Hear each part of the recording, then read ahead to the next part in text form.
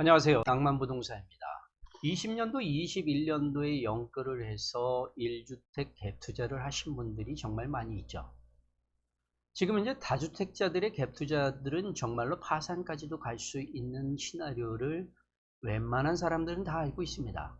그런데 1주택 갭 투자를 한 사람들은 파산까지를 생각하시는 분들은 거의 없죠.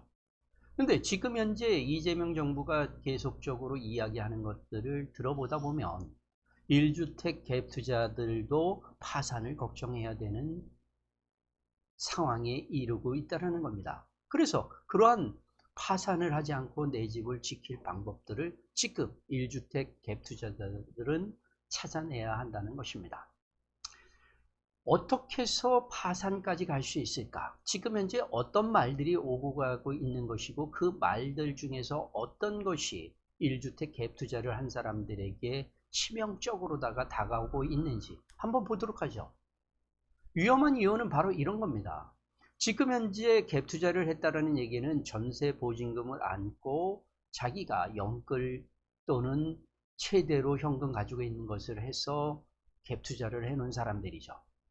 그런데 지금 현재 전세 대출에 대해서도 정부가 계속적으로 옥죄어 오고 있다는 얘기입니다. 지금까지 전세 대출에 대해서는 DSR 적용을 하지 않았던 것들조차도 지금 이자 부분에 대해서 DSR을 적용시키겠다라고 이야기를 하고 있습니다. 지금 대부분의 사람들이 전세 대출을 받은 금액들의 DSR을 적용을 하게 되면 지금 현재 신규로다가 전세로다 들어오려고 하는 그 수요층들의 진입장벽을 높여놨다는 얘기입니다. 예전에는 전세 대출에 대해서 전세 보증금의 80%까지 그리고 최대 5억 원까지 대출을 해줬다는 얘기입니다. 나머지 20%가 충분히 전세 대출에 대한 이자 등을 확보할 수 있고 그 다음에 전세 보증금을 반환받을 수 있다라는 은행의 그러한 강한 믿음 때문에 4억 또는 5억 원까지 DSR도 보지 않고 전세 대출을 해줬지만 이제는 전세 대출조차도 이자를 내는 것에 대해서 DSR에 적용을 한다는 얘기는 소득이 없는 사람들은 이제는 전세 시장에도 진입할 수 없게 만들었다는 얘기죠. 그래서 신규 임차인의 진입 장벽이 지금 높아지고 있다는 얘기입니다. 그리고 기존의 임차인들도 전세 대출을 받았는데 DSR 적용하지 않고 받았던 것들이 이제는 DSR 적용을 받기 때문에 축소가 될 수 있다는 얘기죠. 이것은 결국은 역전세로 갈 수밖에 없는 것이고 역전세로 인해서 자금 조달이 실패되는 갭 투자자들이 생길 수 있다는 얘기입니다. 그러니까 갭 투자한 사람들이 지금 현재 위험한 상황으로 가고 있다는 얘기죠. 그러면 이 중에서도 이렇게 신규 진입 장벽이 높거나 전세 대출이 축소된다 하더라도 살아남을 수 있는 갭 투자자들은 도대체 누구일까? 전세 보증금이 축소가 된다 하더라도 그 축소된 만큼의 현금을 가지고 있는 사람들은 바로 역전세에 대해서 축소한 금액을 되돌려 주고 그리고선 월세를 반전세로다 월세를 받거나 또는 월세화 시킬 수 있는 능력자가 있는 임대인들은 아무런 상관이 없겠죠. 그리고 또 이런 것이 있습니다. 1주택의 갭 투자자들 같은 경우는 지금 현재 전세 보증금을 내가 주택담보대출을 받아서 되돌려 줄 수 있는 금액이라면 내가 실거주를 하면서 되돌려 준다면 그러한 갭 투자자들은 지금 이러한 전세 대출의 DSR의 문제에 의해서 아무런 문제가 생기지 않는다는 얘기죠. 그러나 그러지 못하는 1주택의 갭 투자자들은 어떻게 될 것이냐죠. 어떻게 대처를 해야 되느냐. 그거에 대해서는 일단 주택담보대출에 대해서 조건에 대해서 기본적으로 알고 있어야 되는 거죠. 지금 현재 규제지역 같은 경우를 본다면 LTV 40% 금액과 그 다음에 15억 원 이하는 6억 원까지 대출, 25억 원 이하는 4억 원, 그 다음에 초과는 2억 원 중에서 적은 금액을 적용해서 주택담보대출을 한다는 얘기입니다. 1주택의 갭 투자자들이 가장 위험하게 생각하고 있는 것은 뭐냐면 지금 현재 전세 살고 있는 사람이 임차인을 구할 수 없다면 내가 실거주 들어가면 되지 않느냐. 주택담보대출을 받아서 실거주 들어가면 된다라는 생각들을 하고 있다는 얘기입니다. 근데 여기에서 그 주택담보대출을 받을 수 있는 조건에 내가 가능하냐 안 가능하냐에 대해서는 전혀 고려 대상을 하지 않고 있다는 데서 오는 오해에 의한 파산 시나리오로 가고 있다는 얘기죠. 지금 현재 규제적으로 묶여있지 않은 것 같은 경우는 지금 LTV 70%라든가 이러한 규제들에 대해서 큰 문제가 생기고 있지 않다라는 얘기죠. 그러나 지금 현재 서울의 25개 구 전체와 그 다음에 수도권의 12곳의 규제지역 같은 경우는 이 주택담보대출이 이렇게 움직이고 있기 때문에 내가 DSR 부분과 주택담보대출의 DSR과 그 다음에 이렇게 주택담보대출의 조건들이 충족되어 있는 지금 현재 내가 투자한 갭투자해 놓은 그 집이 전세보증금이 되느냐 안 되느냐가 매우 중요하다는 얘기입니다. 그러니까 지금 현재 살고 있는 전세보증금이 축소가 되면서 내가 실거주를 해서 아무 문제 없게 만들겠다라고 했던 갭 투자자가 이렇게 LTV나 이 금액에서 자기가 가지고 있는 현금에 지금 현재 살고 있는 임차인의 전세보증금을 내줄 수가 없는 상황이 된다면 어떻게 될 것이냐죠.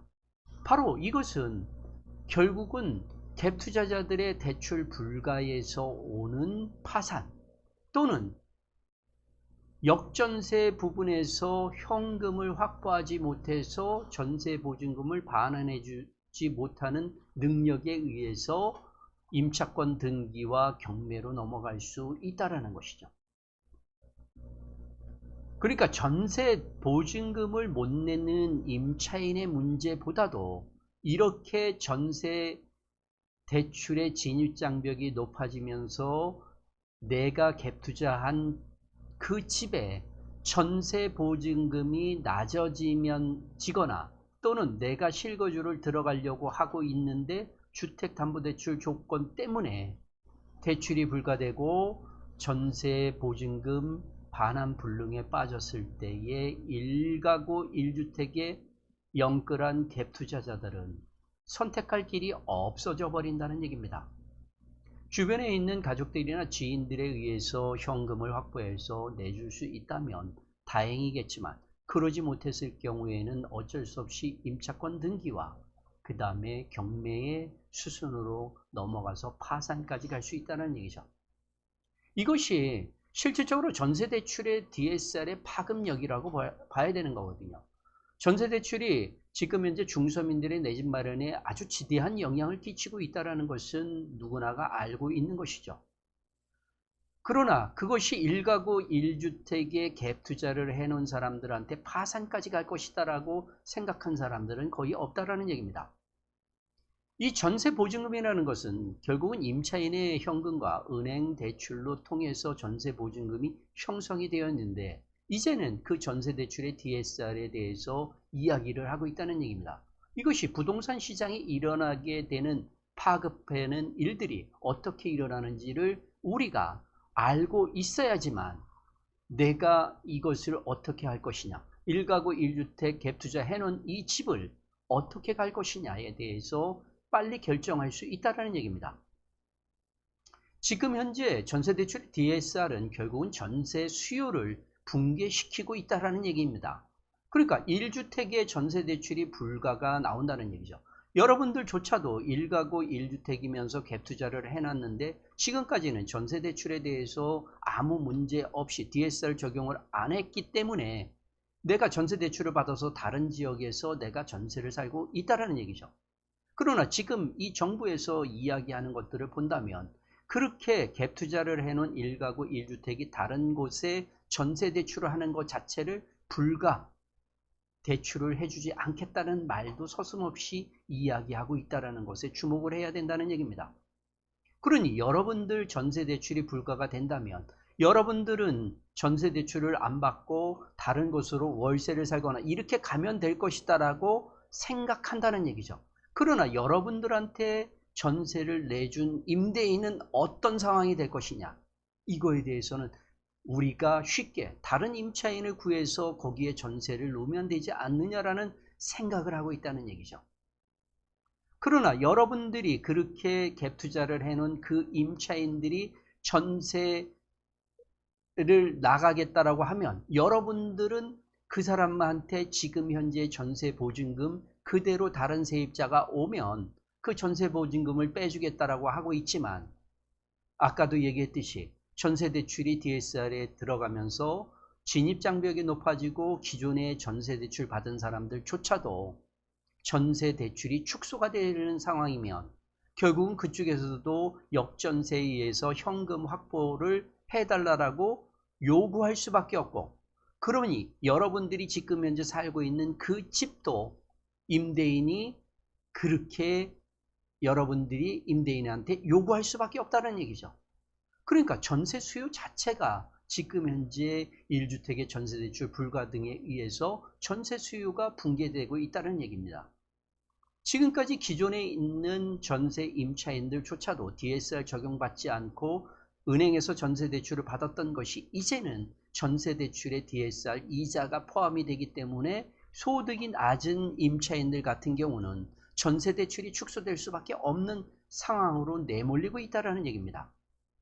그러니까 어느 일정한 전세 보증금을 가지고 있는 구간에 있는 곳은 그 주택들에 대해서는 빈 공간이 생길 수밖에 없다는 얘기죠.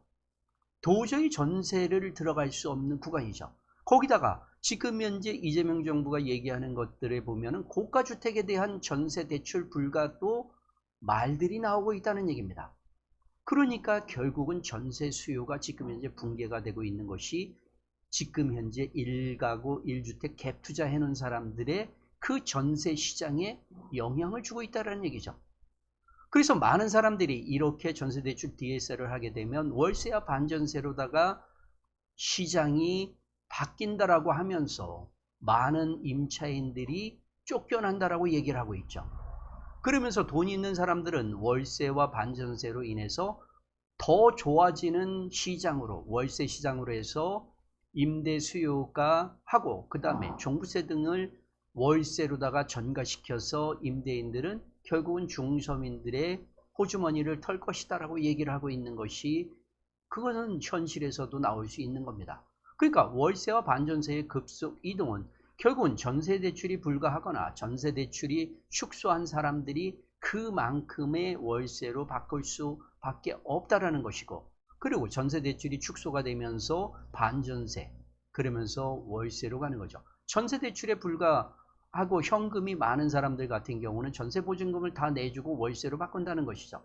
그러니까 전세시장 자체가 고소득자만이 이용할 수 있는 전세시장으로 바뀔 수밖에 없다는 얘기죠. DSR을 적용하니까 지금 현재 4억 또는 5억까지 전세대출이 최대치니까 그 DSR 적용받을 사람들 중에서 그 4억이나 5억을 받을 수 있는 고소득자만이 전세 대출을 받아서 전세 보증금을 내고 임차인으로 살 수 있는 시장으로 바뀌고 있다는 내용입니다. 그리고 지역별로다가 다른 충격을 주는 거죠.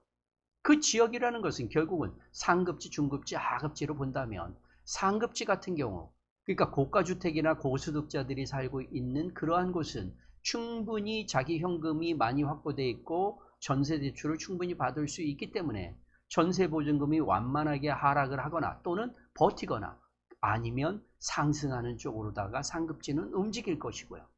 그 다음에 중급지 같은 경우는 전세대출이 불가나 또는 기존 전세대출이 축소가 되면서 공실들이 증가할 수밖에 없고, 그리고 역전세에 의해서 현금을 내주지 못하는 임대인의 문제에 의해서 임차권 등기와 경매 등으로 인해서 공실들이 증가할 수밖에 없죠. 그리고 더 심각한 것은 하급지죠. 저소득자들 같은 경우가 살고 있는 하급지 같은 경우는 결국은 DSR에 적용을 받아서 대출을 받지 못하는 그 시장들은 전세 임차인을 구할 수가 없다라는 얘기입니다. 그러니까 전세가 소멸될 수밖에 없죠. 그러니까 1가구 1주택에 투자해 놓은 사람들도 보면 내가 상급지에 투자했는지 중급지에 해놨는지 하급지에 했느냐에 따라서 공실이 증가될 수도 있고 전세 소멸로 해서 내가 현금을 확보하지 못하다면 또는 실거주를 할 수가 없다면 파산으로 갈 수밖에 없는 상황이라는 겁니다. 이러한 전세대출의 DSR의 시장은 결국은 임차인들이 어떻게 움직일 수 있느냐가 관건이라는 것이죠. 그래서 임차인이 선택할 수 있는 것들을 본다면 결국은 전세대출의 DSR에 의해서 어쩔 수 없이 월세 또는 반전세를 선택할 수밖에 없고요. 그리고 보증금이 낮아질 수밖에 없기 때문에 내가 전세대출이 그만큼 줄어드니까 보증금을 낮은 곳인 평형을 축소시키거나 또는 입지가 상급지에서 중급지로 또는 하급지로 또는 아파트에서 빌라로 이렇게 신축에서 구축으로 이러한 식으로 보증금이 낮아지는 것에 따라서 임차인들은 전세를 선택하는 게 이렇게 내려갈 수밖에 없다는 얘기입니다. 또는 이것이 안 되면 부모와 합가를 하거나 쉐어하우스에서 서로 쉐어하면서 그 주거에 대한 비용을 축소시킬 수밖에 없는 상황으로 내몰릴 수밖에 없는 것이 임차인이 선택하는 것이죠. 그러니까 결국은 서울의 핵심 지역에 살던 전세 임차인들은 서울의 외곽 지역으로 밀려나고 쫓겨날 수밖에 없는 것이고요. 그 다음에 서울의 외곽에서도 수도권으로, 그 다음에 수도권의 외곽으로 갈 수밖에 없죠.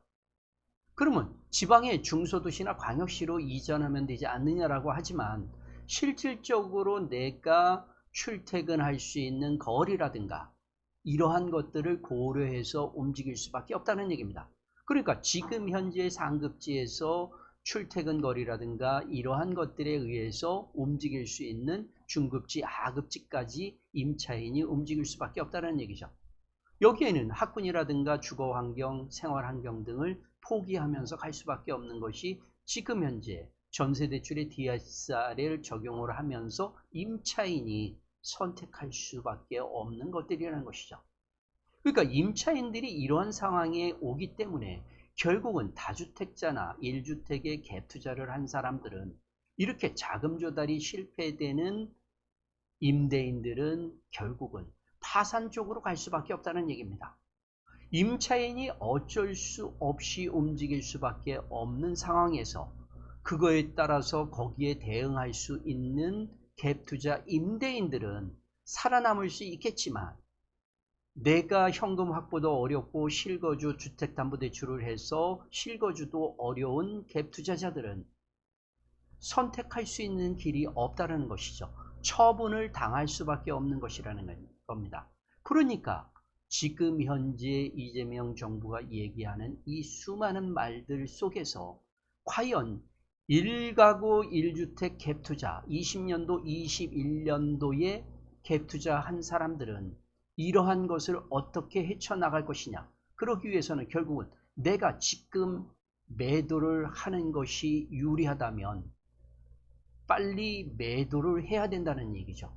아니면 내가 충분히 가능할 수 있다면 계속적으로 현금 확보라든가 주택담보대출을 통해서 실거주 쪽으로 움직이든가 이러한 것들을 지금 찾아서 방법을 찾아서 결정하고 빠른 시간 내에 파산하지 않을 수 있는 방법을 찾아내야 된다는 얘기입니다. 그래서 지금 현재 이재명 정부가 얘기하는 말들 속에서 그 숨은 의미들을 찾아내야 되는 것이고요. 여기처럼 DSR을 적용했을 때 임차인이 어떠한 선택을 할 수밖에 없고 그거에 따라서 내가 선택할 수 있는 임대인으로서 선택할 수 있는 것을 찾아내야 된다는 얘기입니다. 그래야지만 내가 파산하지 않을 수 있다는 것이죠.